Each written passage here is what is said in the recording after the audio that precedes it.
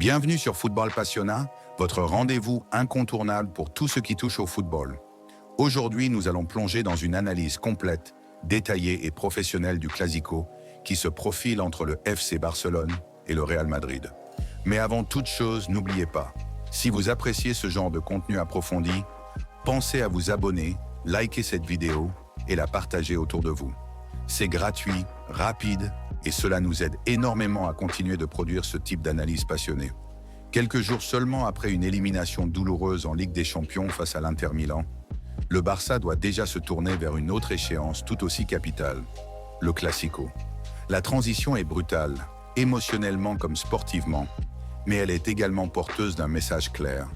Dans le football de très haut niveau, chaque instant compte et chaque match représente une opportunité de se relever. Cette vidéo se veut une immersion totale dans le contexte de cette rencontre cruciale. Nous allons évoquer en profondeur le contexte psychologique et sportif de ce match, analyser les objectifs du Barça dans cette confrontation, décortiquer la forme actuelle des deux équipes, en particulier celle des joueurs blaugrana, étudier les éléments tactiques et les clés du match, et enfin, proposer un 11 de départ idéal.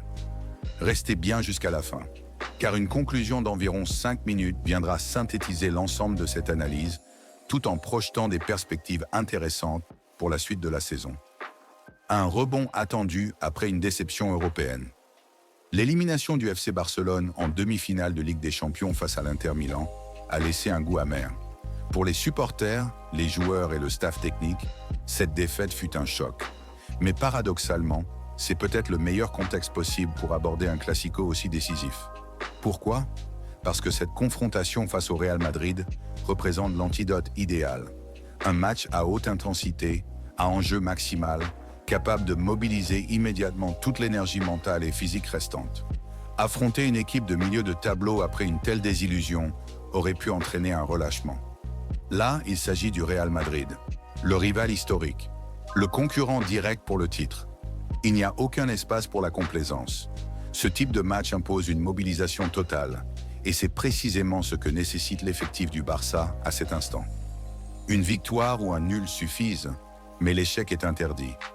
D'un point de vue purement mathématique, le Barça part avec un léger avantage. 4 points d'avance sur le Real Madrid à quelques journées de la fin. Cela signifie qu'un match nul serait favorable aux Catalans, et une victoire les propulserait quasi définitivement vers le titre. En revanche, une défaite relancerait totalement la course, réduisant l'écart à un seul point avec 3 matchs restants, tous complexes. Ces 3 derniers affrontements incluent un déplacement périlleux sur la pelouse de l'Espagnol, un match difficile contre Villarreal et une dernière journée à San Mamés contre l'Athletic Bilbao. Rien de simple. C'est donc une situation où l'on ne peut se permettre de laisser filer des points, surtout face à son rival direct.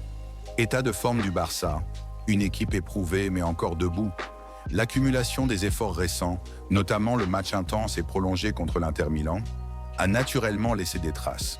Sur le plan physique comme sur le plan mental, les joueurs barcelonais sont éprouvés. Cependant, un Clasico est une source d'adrénaline unique.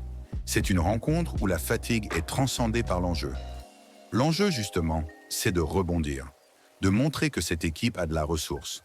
L'objectif est non seulement de faire un résultat, mais aussi d'envoyer un message fort.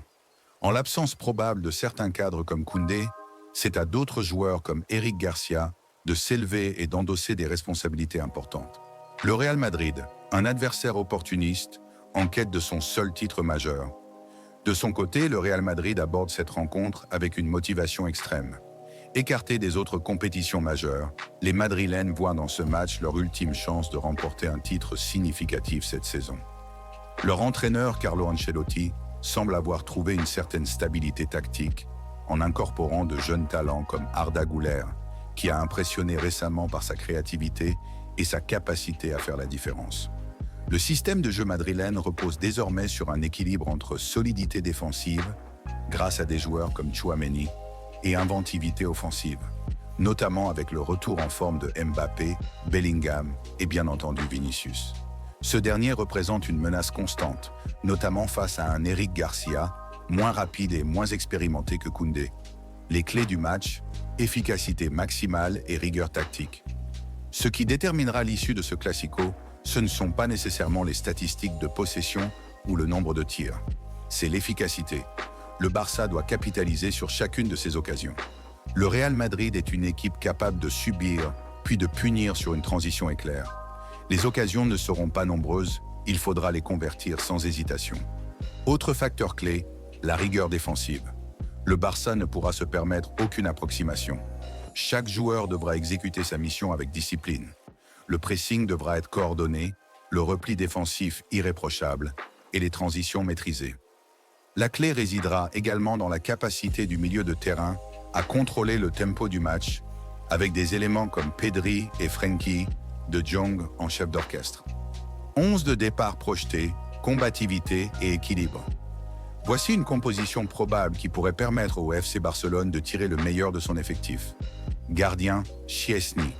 Défense, Eric Garcia, Cubarsí, Íñigo Martínez, Gérard Martin. Milieu, Pedri, Frenkie de Jong, Olmo. Attaque, Lamine Yamal, Ferran Torres, Rafinha.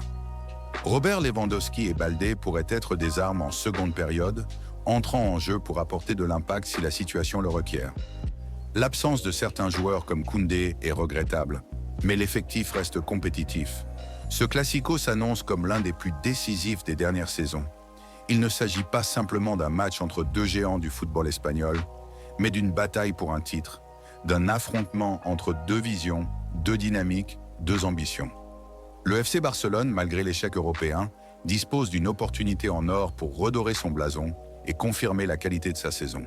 En cas de victoire, c'est une Liga presque assurée, une revanche morale sur la scène nationale et un regain de confiance pour l'avenir. Le Real Madrid, de son côté, joue sa dernière carte.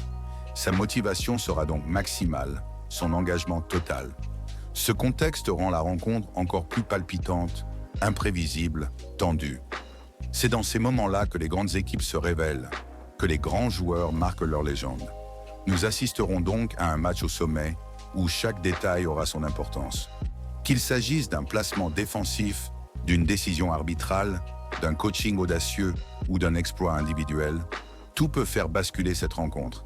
Alors, que vous soyez supporter du Barça, du Real ou simple amateur de beau football, ce classico est un rendez-vous à ne manquer sous aucun prétexte. Merci d'avoir suivi cette analyse jusqu'au bout. Si vous êtes arrivé ici, c'est que vous aimez le football autant que nous. Alors pensez à vous abonner à la chaîne Football Passionnat, à liker cette vidéo si elle vous a plu et surtout à la partager avec vos amis, vos proches, sur les réseaux sociaux. C'est ensemble que nous faisons grandir cette communauté passionnée. À très bientôt pour une nouvelle vidéo et d'ici là, vive le football.